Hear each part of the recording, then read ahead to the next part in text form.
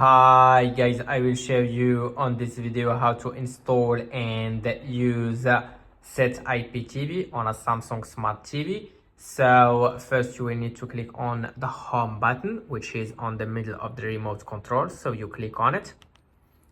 Then you go to apps and you go up to app search. Then you type Set IPTV.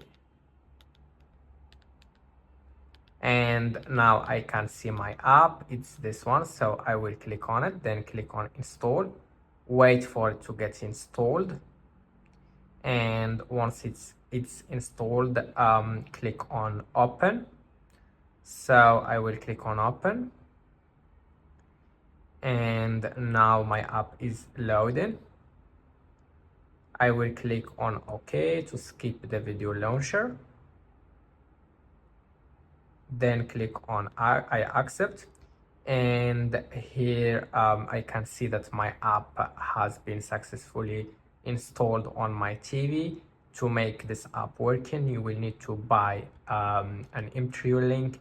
You can buy the M3 link from the link that you can find on the first comment. You can also find the link of the website in the description of this video.